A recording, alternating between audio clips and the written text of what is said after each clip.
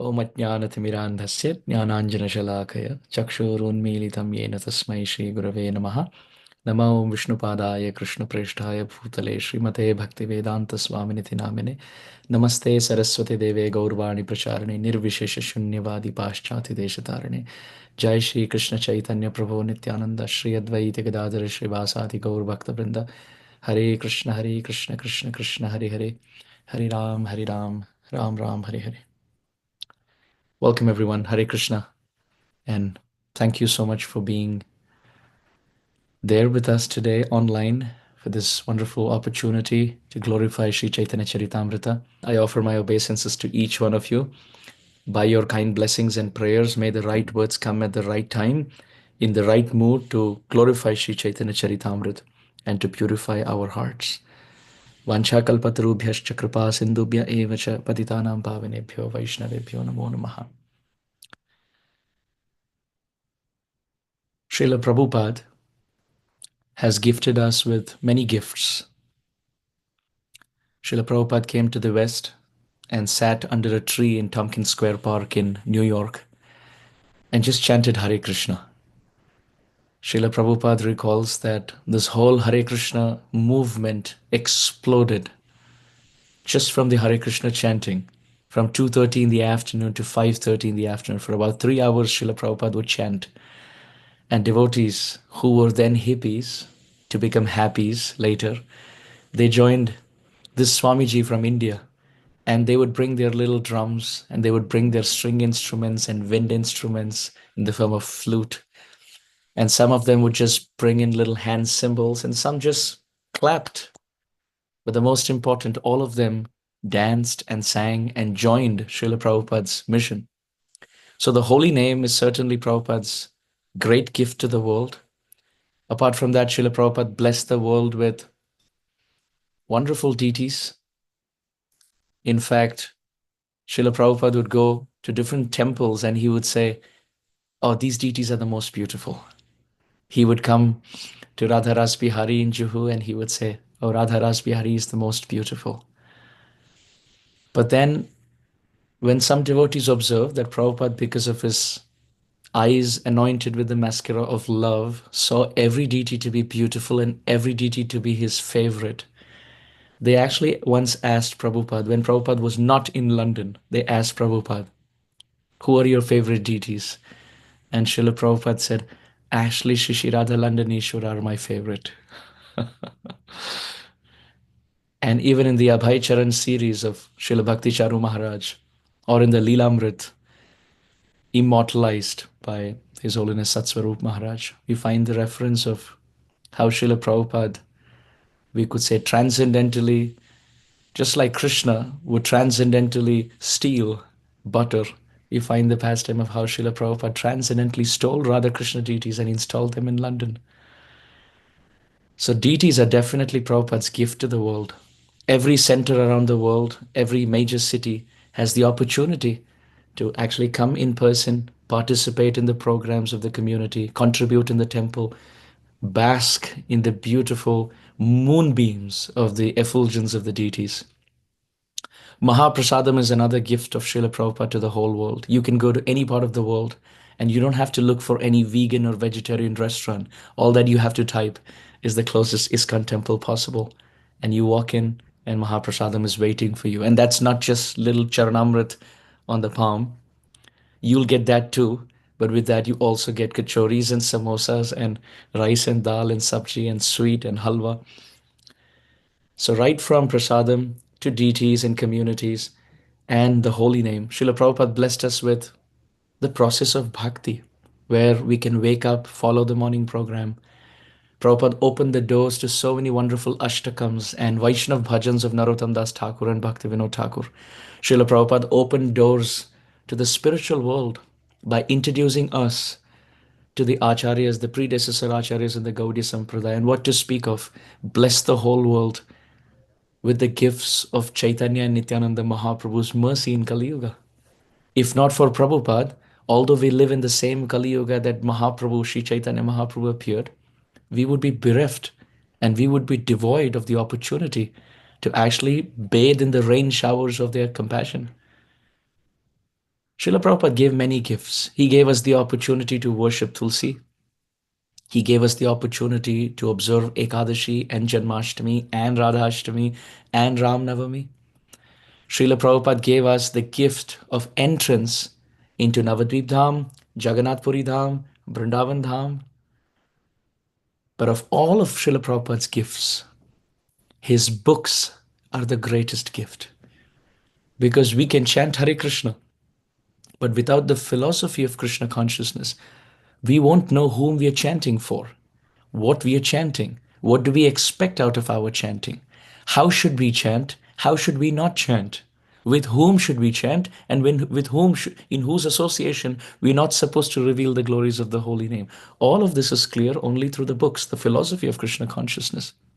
We could go to the temple, we can have darshan of the deities, but if we don't read Prabhupada's books, if we don't take advantage of the philosophy in these books, we wouldn't know who is the person whose deity has been celebrated and worshipped in the temple. We could go to Vrindavan, we could go to Govardhan, we could go to Radha Kund, and even possibly take a dip in the Yamuna and still be on the superficial level of spiritual ritualism if we don't take advantage of the philosophy which is presented in these books. Time and again, Srila Prabhupada said, I live forever. I live in my books. So Srila Prabhupada's Bhaktivedanta purports are actually the expression of his transcendental ecstasy. What is the proof? What is the proof that the plant is getting enough sunlight? The plant is getting sufficient water? The proof is seen in the flourishing and the blossoming of the flowers and the ripening of the fruits, right? That gives us the proof that the sun rays and the water are actually nourishing the plant. So similarly, Srila Prabhupada is like a plant. And he lived at Radha Damodar and he received the water and the sunlight of the mercy of the Guru Parampara, of his Guru Maharaj, of the Dham. And it all manifested in the form of the ripening of the fruits and the blossoming of the flowers in the form of his Bhaktivedanta purports. Srila Prabhupada said, these are my transcendental ecstasies. Who is there another person you can find in history of mankind who for 37 days sits on a cargo ship? It's not even a passenger ship carrying human beings. It's a cargo ship carrying cargo. And he gets onto it not to make money, not to become a multi-millionaire in the Western world, not to come and meet his son who's doing a master's in a university here. Prabhupada didn't come here for anything. He came here 37 days on board on a cargo ship only to spread Krishna consciousness. So the explosion of his sincere intent of pleasing his Guru Maharaj, being an instrument of Sri Chaitanya Mahaprabhu's prophecy, Prithibite Achajata Nagaradi Gram Sarvatra Prachar Hoibe Mora Naam. Mahaprabhu had predicted that in every town and village my name will be chanted. And in Chaitanya Mangal, Lochandas Thakur has predicted, Papi Jodi Dharma Chhadi Dur Deshe Jai, Mor Senapati Bhakta Jaibe Tathai. That if sinful people leave the Dham, leave the place of Bharat Bhumi, and they scatter themselves around the world, Chaitanya Mangal describes Chaitanya Mahaprabhu's prophecy and foretelling that his most powerful commander-in-chief would go around the world, circling the globe, spreading Krishna consciousness and bringing everyone, embracing everybody onto the fold of pure devotional service. And that was Srila Prabhupada. Srila Prabhupada's books are his gift. In fact, Srila Prabhupada would many times say, if you want to please me, distribute my books. Every city Prabhupada would come to, just at the airport, he would ask His Holiness Tamal Krishna Maharaj or other senior Vaishnavas there. Even as they would garland Prabhupada and receive him at the airport, Prabhupada would say, what are the numbers like? What are the scores? What are the book distribution scores looking like for this city? And what's important is, Prabhupada just didn't want us to distribute the books.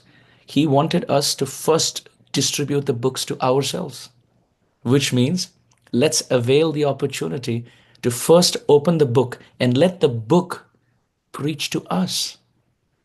The first level of book distribution is where you distribute the book to yourself, which means if you don't have a set of Srila Prabhupada's books, Bhagavad Gita, Bhagavatam, and Caitanya-caritamrta, then it's your duty to welcome that. And not just the copy, we open our hearts as we open these pages and we read these books. And we distribute the nectar of Prabhupada's books to ourselves first. Doctor, heal thyself first. If there's a doctor who's always sick, you wouldn't want to go to a doctor like that. So the doctor has to heal and heal himself first, treat himself first, and then he can treat the whole world. Just like you go on an airplane, first the oxygen mask that drops in case of emergency, you have to help yourself. And then you help the passenger next to you. So this is Janma Sarthaka Kari Karapara Upakar. Reading Prabhupada's books, being convinced of the philosophy, practicing this philosophy, and distributing it, both through preaching, the content of the book, and the physical copy of the book through book distribution. Now, in the categorical analysis of philosophy, how to place Prabhupada's books, Prabhupada himself would call Caitanya-caritamrta to be the postgraduate study. Right? You have the graduate study and you have the postgraduate study. In America, we have the undergraduate, the graduate. You don't have the postgraduate. But I know in India and in the UK also, I believe, you have the graduate and you have the postgraduate study. So Srila Prabhupada called Caitanya-caritamrta to be the postgraduate study. And surely enough, this book is wonderful, really wonderful. For the next few minutes or so, I would like to welcome you into the realm of Caitanya-caritamrta. How wonderful is this text? If you see strictly from a poetic perspective, if you see from just the viewpoint of linguistic genius, this book is multilingual, which means it's not just written in one language, it's written in two languages. There's Bengali and Sanskrit. Most books are written only in one language, but Caitanya-caritamrta is an exception, it's multilingual. And not just that, it's not 100 verses or 200 verses. Bhagavad Gita is 700 verses. Srimad Bhagavatam is 18,000 verses. And Caitanya-caritamrta is somewhere in the middle. 11,550 verses. That's how many verses are there in Caitanya-caritamrta. Just to speak from a statistical perspective, facts and figures, Caitanya-caritamrta has about 62 chapters, spanning through Adi Lila, Madhya Lila, and Antya Lila, where Adi Lila, the first portion of the book, has about 17 chapters. The Madhya Lila, the middle part of the book, has about 25 chapters. That's about 42. 17 and 25 is 42. And the last portion, the Antya Lila of Caitanya-caritamrta, has about 20 chapters. That makes it 62 in total, spanning over 11,500 verses. Now, what's interesting is Krishnadas Kaviraj Goswami, the author of this text, has most of this work as his original composition, but he also heavily references the book, cross-verifies the book with authority and authenticity by borrowing verses from different texts. Like, for example, in Caitanya-caritamrta, you'll have verses from Bhagavad Gita, you'll have verses from Bhagavatam, you'll have verses from the six Goswamis, like Rupa Goswami's Bhakti Rasamrita Sindhu is also there. You'll find other works of Rupa Goswami like Vidagdha Madhav Natak also there. You will find Srila Jiva Goswami's works also there. In Caitanya-caritamrta, you'll also find Raghunath Das Goswami's works. And what's amazing is, there are over 30 references, 30, of different sources, different Puranic sources even. Krishnadas Kaviraj Goswami has respectfully even borrowed verses from the Adi Puran, the Padma Puran, the Vishnu Puran. It's amazing. How scholarly can someone be? And he does all of this in a generation where there was no internet, definitely no artificial intelligence and chat GPT. There was no Veda base. There was no Google search engine. And he does this 500 years ago, sitting on the banks of Radha Kund, and to top it all, at the age of 95. At an age where People would probably have essential tremors on the hand. They wouldn't even have the power to hear or see, or perhaps even have the power to lift their own eyelids. At an age when body becomes weak, memory becomes weak, the mind starts to reel with anxiety. Here is Krishnadas Kaviraj Goswami, being a humble servant of the Vaishnavas. In fact, it was not his desire to manifest Caitanya-caritamrta, but the Vaishnav community transcendentally, you could say, requested him, beseeched him, begged him, and made him the instrument of the parampara. What is fascinating is Krishnadas Kaviraj Goswami had previously written a book on Radha and Krishna. And the book was so wonderful, with over 2,700 Sanskrit verses, that Srila Jiva Goswami read that book and he said, "O Krishnadas Kaviraj Goswami, O Krishnadas, certainly this book that you have written on Radha and Krishna proves to me that you're the best among poets. The way you can describe with poetic brilliance, with so many metaphors, with so many meters, with so many melodious, alliterative figures of speech, with so many wonderful word usages and repetitive sounds. Many times, Krishnadas Kaviraj Goswami uses words which mean two different things, although they sound the same. Like, for example, in one text, he uses the word Rangini as the name of a cow. And what's amazing is, he says Krishna has two types of Ranginis, two types of cows. Both are called Rangini. One who hears Krishna's flute sound and gets completely absorbed in love, therefore she's Rangini. And second, she's completely colored in a different way. She's not white, but she has a reddish tinge to her complexion, the cow, and therefore she is Rangini. So one is Rangini on the basis of her bhav, and one is Rangini on the basis of her mood, but both are called Rangini. So he uses all of these poetic brilliance. And reading that text, Srila Jiva Goswami said, I give you the knighthood. I give you the title of Kaviraj. Kavi means poet and Raj means king. Traditionally in Vedic culture, a doctor would be called Kaviraj. So some historians even opine that perhaps Krishnadas Kaviraj Goswami would have had a medical background to his life. And that's why perhaps he would be a Kaviraj. But some historians also respectfully disagree to that by saying it was a knighthood given by Srila Jiva Goswami because Kaviraj or Krishnadas Kaviraj was the best among poets. Srila Jiva Goswami then begs Krishnadas Kaviraj Goswami, since you have written so beautifully about Radha and Krishna in two forms, you are the right candidate with devotional depth, with maturity in Krishna consciousness, with poetic brilliance and scholarship, with talent and ability, and also your extremely advanced age of experience in this world. You are the right candidate to present Caitanya-caritamrta in this world.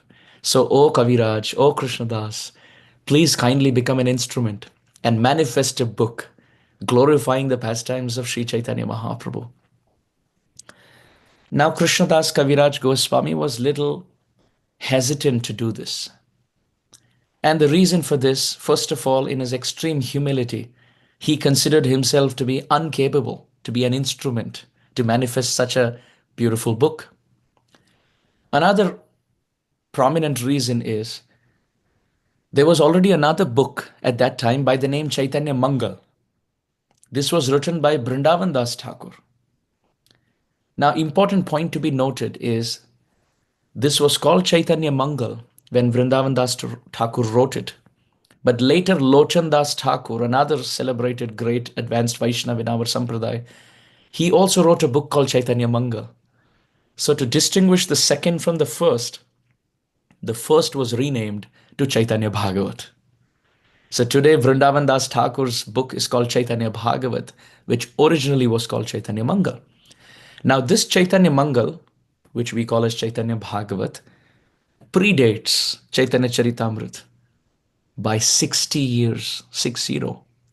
Vrindavan Das Thakur wrote Chaitanya Bhagavat 60 years before Krishnadas Kaviraj Goswami writes Caitanya-caritamrta. Now, surely enough, we could have a question. If there's already a book which is prominent for 60 long years, why would you want to write another book in the same genre, in the same category, right? There's everyone studying Chaitanya Bhagavat. Now, why would you want to write another book as if leading to a little competition in the same field of authorship? Krishnadas Kaviraj Goswami is so mindful of the Vaishnava etiquette. And that's another icing on the cake of Caitanya-caritamrta. Caitanya-caritamrta flows with perfect philosophy. It has the perfect storyline. It has perfect poetry with scholarship and brilliance. It has devotional purports. It has nice conversations. Mahaprabhu speaking to Sanatan Goswami and Rup Goswami and Sarvabhauma Bhattacharya and Raghunath Das Goswami and Ramananda Rai and Prakashananda Saraswati.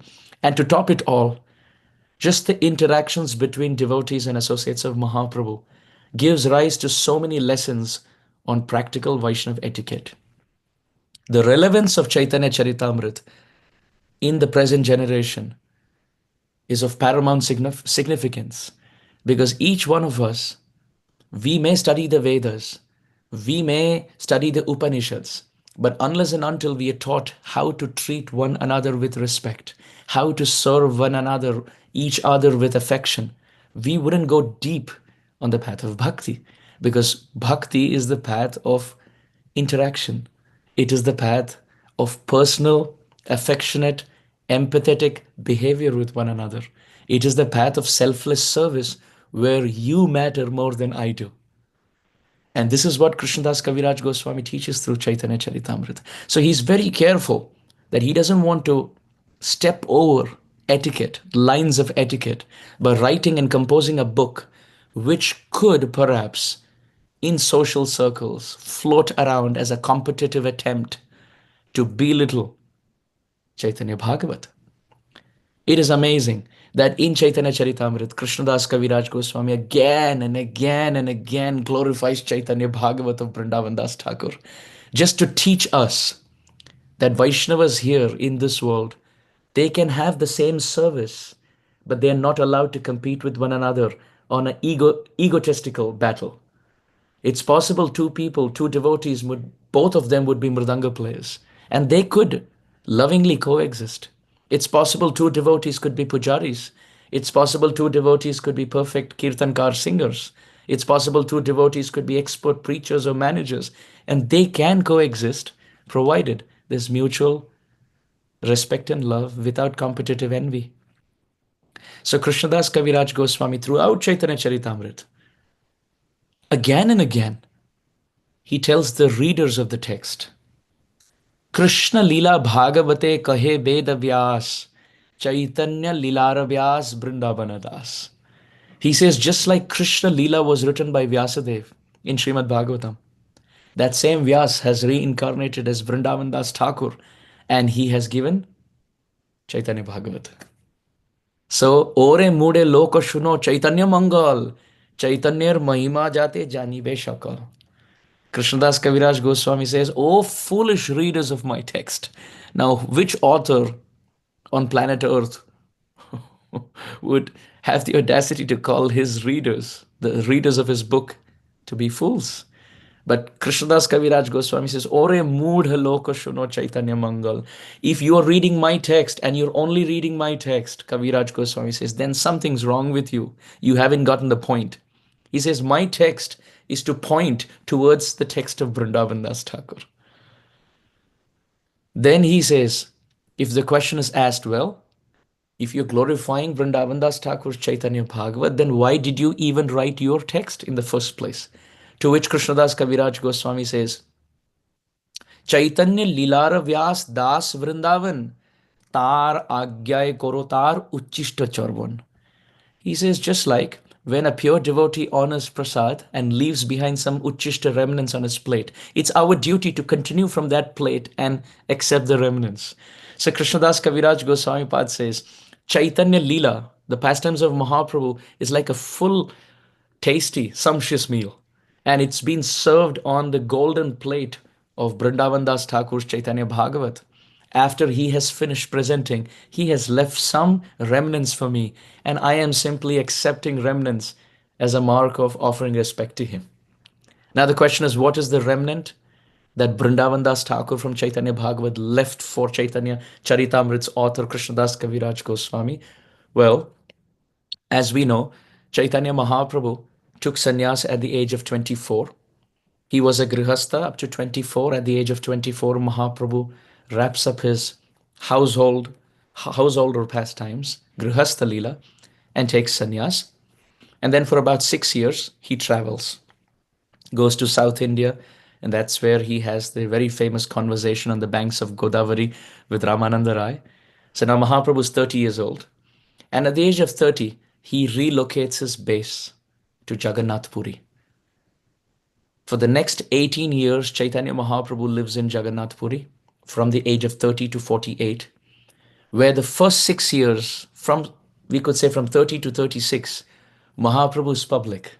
He's meeting everyone, he's dancing in the Rath Yatra, his kirtans, his kathas, his instructions, his example, his bathing in the ocean, everything is so visible and transparent. But then at the age of 36, up to the age of 48, for the next 12 years, Mahaprabhu gets into seclusion. He lives in a little small room called as the Gambhira, which is in the house of Kashi Mishra, an associate of Mahaprabhu. And for 12 years, Mahaprabhu is burning in the fire flames of separation from Krishna, in the mood of Srimati Radharani. Kwananda Kula Chandrama, Kwashiki Chandra Kalankriti, Kwamandra Muralirava, Kwanusurendra Niladyuti, Kwarasarasa Tandavi, Kwasakhi Jiva Rakshaushadhi, Nidhir Mama Surittama, Kwabatahanta Hadhik Vidhi. Chaitanya Mahaprabhu was burning, or should you say drowning? Well, he was burning in the fire of separation, which caused him to weep and cause an ocean of tears in which he was drowning. And in this mood, last 12 years, Mahaprabhu was in extreme anguish and pain. He would weep aloud, all by himself, calling out to Krishna, Kwananda Kula Chandrama, O moon in the dynasty of Nanda Maharaj, O Shyamasundar. Koshiki Chandra Kalankriti, O moon-faced, honey-faced dancing lord of my life, O Krishna, who has a beautiful turban of peacock feathers. Koamandra Muralirava, who has flute placed on his tender crimson red lips. Kwanu Surendra Niladyuti, O Krishna, who is like a bluish black, blue sapphire touchstone of Vrindavan.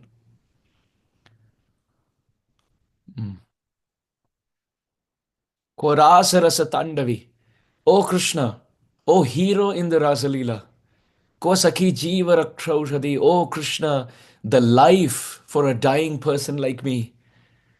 O my ever well-wishing best friend, O the treasure of my life, why have you left me and gone to Mathura? Chaitanya Mahaprabhu would weep in the mood of Radharani and sometimes blame Akrura and sometimes blame Brahma for writing a script like this. Chaitanya Mahaprabhu would weep, Oh Brahma, what kind of creator are you? Like a child on the shore of an ocean, the beach of the ocean, just like child sits and makes sand castles with so much love and affection. But the waves of the ocean, heartless as they are, they come and break this castle to pieces and drag all the sand particles back into the ocean. It makes the child weep because the child's invested so much energy and love and time only to see his attempt being shattered by the waves of the ocean. Chaitanya Mahaprabhu would weep and tell Brahma, we Brajbasis, we residents of Vrindavan, we made a sand castle of love, of a beautiful, wonderful relationship with Krishna. But Brahma, you through the waves of your planning got in the chariot of Akrura and snatched the sand particles of our Shamsundar far and wide, far, far away into the ocean of Mathura and separated us forever. And in this way, Mahaprabhu wept and cried for 12 years, only to wrap up his pastimes at the age of 48. Now, the context of what we are speaking is in Chaitanya Bhagavat of Vrindavan Das Thakur or Chaitanya Mangal of Lochan Das Thakur, Mahaprabhu's pastimes pre-sannyas have been described. But Mahaprabhu's pangs of separation post-sannyas in Jagannath Puri were not described. And devotees in Vrindavan who heard Srimad Bhagavatam from Raghunath Bhatta Goswami, they wanted to hear more and more and more and more. So Vaishnavas would hear from Raghunath Bhatta Goswami Srimad Bhagavatam. And after they finished hearing Srimad Bhagavatam, now they wanted to hear Chaitanya Bhagavatam, Chaitanya Bhagavat. And they heard Chaitanya Bhagavat completely. And now Vaishnavas wanted to hear, they came up to Sannyas Leela and now they wanted to hear post-Sannyas Leela. But alas, alas, there was no text which described Mahaprabhu's pangs of separation. It was Raghunath Bhatta Goswami who requested Krishnadas Kaviraj Goswami, why don't you consider writing this text? And then came this knighthood instruction from Srila Jiva Goswami. Why don't you write this text?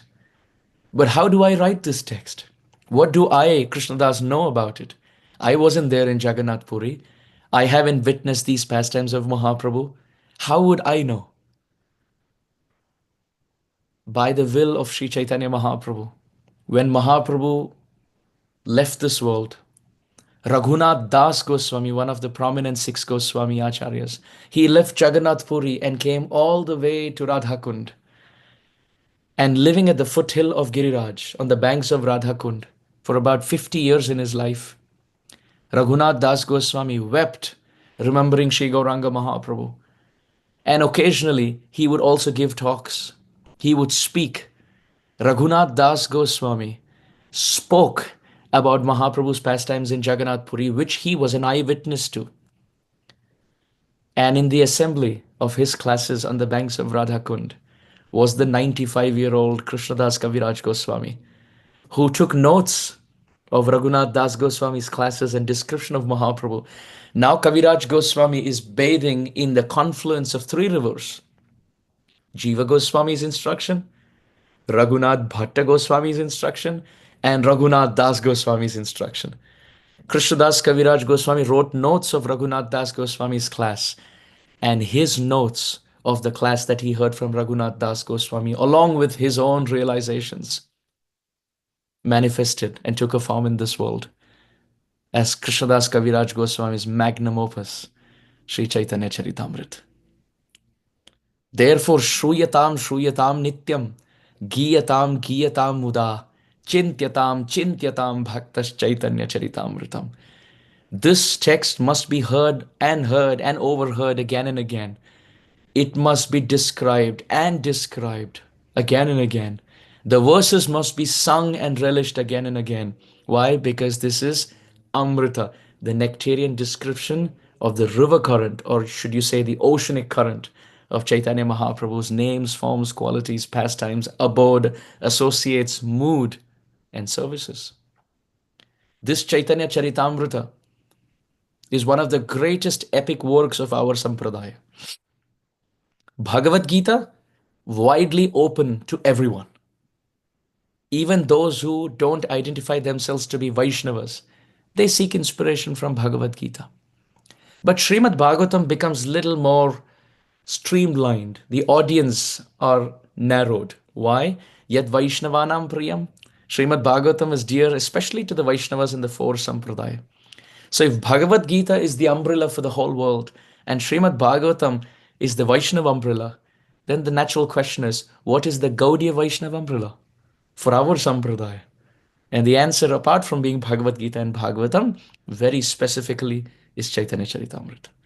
Therefore, Srila Prabhupada, it's quite wonderful. He paused the translation of Srimad Bhagavatam and switched to the translation of Caitanya-caritamrta. And Prabhupada was an emergency. Prabhupada writes in one purport to Caitanya-caritamrta that I have written the purport to this text in the mood of Krishnadas Kaviraj Goswami. Why? Because Krishnadas Kaviraj Goswami he considered himself to be an old man. And because he felt that life is like a tottering water bubble or a little dewdrop on the leaf of a lotus flower in the pond. You never know when the bubble of life can burst. Krishnadas Kaviraj Goswami, out of that transcendental greed that Krishna Leela, Gaura Leela must spread in this world and I should be alive to distribute it. What if something happens to me midway? Out of that transcendental greed, Krishnadas Kaviraj Goswami, although he describes the pastimes in Antya Leela, he gives an overview of those pastimes in Madhya Leela, because he's not sure whether or not he will be able to write the Antya Leela in the first place. So he gives a little synopsis in the Madhya Leela. And then when he actually comes to the Antya Leela, he elaborates on it. And Srila Prabhupada writes in the purport, being an old man, I was in the same mood as Krishnadas Kaviraj Goswami. I don't know if I would be able to be alive to see the day to witness the completion of Caitanya-caritamrta. So I have done this on high priority and emergency. Srila Prabhupada told the devotees, Caitanya-caritamrta must manifest as soon as possible. And Prabhupada said a few weeks, and devotees said, manifest 11,500 verses and transcribe that and transliterate that and put that in physical copy in just a few weeks. Prabhupada, impossible. And that's when Srila Prabhupada very famously remarked, impossible is a word in a fool's dictionary. And devotees, disciples of Prabhupada, they lived at the printing press. And they did Mangalarti in the morning program at the printing press. And Caitanya-caritamrta manifested as soon as they could, very soon. Srila Prabhupada paused the translation of Srimad Bhagavatam, gave the commentary to Caitanya-caritamrta. And we see that Prabhupada couldn't proceed beyond the 13th chapter of the 10th canto. And that was fine for his divine grace. He felt there are so many commentaries on the Bhagavatam and the Bhagavad Gita. But if I don't give Caitanya-caritamrta in the English language, this text will be untranslated and inaccessible to the whole world. Srila Bhaktivinoda Thakur searched for Caitanya-caritamrta in Bengal. Now this is a Bengali text. This is a Bengali Gaudiya Vaishnava searching for a Bengali text in Bengal. And it took him 8 years to find one copy of Caitanya-caritamrta. That's how rare it was. Bhakti Siddhanta Saraswati Thakur Prabhupada said, if there's oceanic tides of annihilation and the whole world drowns and all the books are destroyed, but if Caitanya-caritamrta is preserved, the world has not lost anything. And surely enough, Srila Prabhupada very compassionately gave us the English diacritics to every verse of Caitanya-caritamrta with word-for-word translation, not to forget the original Bengali text, the translation and the purport. And he also took shelter of Caitanya-caritamrta on the Jaladuta. Prabhupada, going through seasickness on the Jaladuta for 37 days, he explains, keeping the instruction of my Guru Maharaj Prabhupada Bhakti Siddhanta Saraswati Thakur on my head, chanting the holy name of Krishna on my tongue, and depending on Sri Caitanya-caritamrta of Krishnadas Kaviraj Goswami, I found some strength and solace while I was getting seasick on this journey from Calcutta to Boston, Commonwealth Pier in Boston. So how fortunate are we? Just after looking through the historical significance of Caitanya-caritamrta, the philosophical contribution of Caitanya-caritamrta, the poetic linguistical brilliance of Caitanya-caritamrta, the variety of conversations and devotional purports and lessons and Vaishnava etiquette for practical application found in Caitanya-caritamrta. Who is that Gaudiya Vaishnava claiming to be a follower of Chaitanya Mahaprabhu who would not want to welcome a set of Caitanya-caritamrta in their lives? And we have multiple responsibilities in our life.